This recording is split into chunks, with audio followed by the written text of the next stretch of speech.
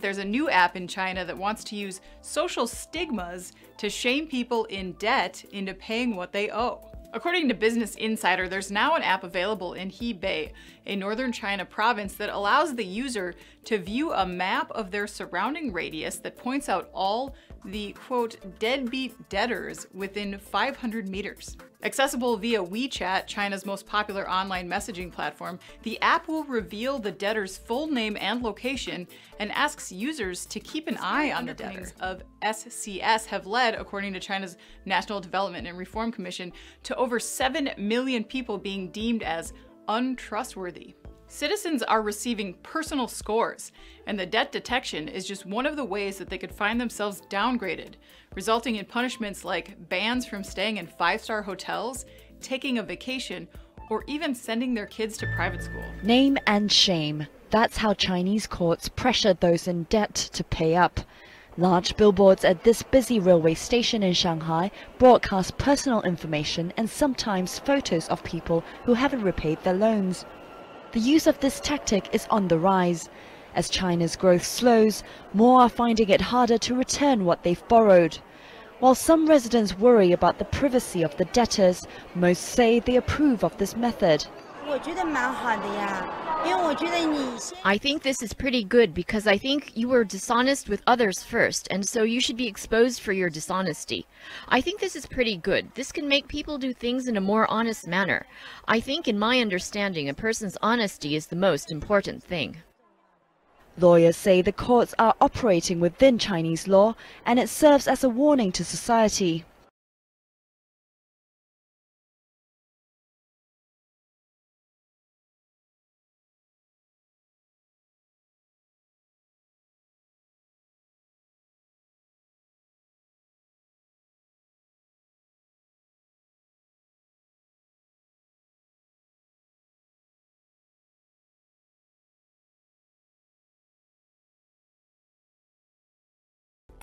It looks like a naval radar scanning for enemy ships. The Deadbeat map is an add-on to the Chinese social media platform WeChat.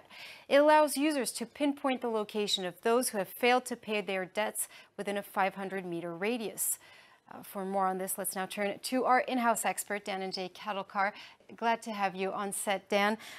This naming and shaming app essentially is China's latest tool to monitor the behavior of its citizens and to pretty much distinguish between those who are trustworthy and those who are disobedient. It's pretty terrifying. Tell us more about this app. Well, as you mentioned, this is part of China's social credit system, which is reportedly going to be mandatory by 2020. So this is a measure by the local province Hebei to, as we also mentioned, to know if there are people within 500 meters radius who are in debt. And the objective of the system is essentially to monitor these debtors and also to alert authorities, so users can alert authorities if these debtors or some of these debtors seem capable of paying their debts. And this again points to this social credit system, which is all about judging the trustworthiness of the people. So for example, your credits, you can have more credits or less credits depending on your ability to, say, repay the loans, or even simple things like behavior on a bus. So this is taken into account, and there have been instances where people have been denied, for example, the ability to buy high-speed train tickets or even to book flights. So as you can see, there is a monitoring of how people behave, and accordingly, people will either be denied some benefits. And this is essentially the social credit system. I mean, we're pointing to China, but here too, there's a sort of Black Mirror effect. We all have a financial credit score, and more we're asked to grade, you know, our Uber drivers, but also our Airbnb hosts. So it is something essentially that's coming into our society slowly but surely. Yeah, I mean, let's take the example of a classroom. There's this popular classroom app called Class Dojo. It essentially is an app that monitors the behavior of students, and it also enables a direct communication line between teachers and parents. Now, what it does is that it allows teachers to give the so-called dojo points. So students with abilities such as hard work and perseverance get points, and those who lack certain skills or are not attentive enough, their points get deducted. Now, critics have mentioned that this system, first of all, makes the classroom atmosphere overly competitive, right. and secondly, it also labels certain students in situations, and those students who are sensitive may get affected by it. So yeah, these are the concerns raised by critics. Right, and understandably so, this could definitely affect their self-esteem. Thank you so much This for that, Dan. episode of Black Mirror scared us all to death by taking social media too far.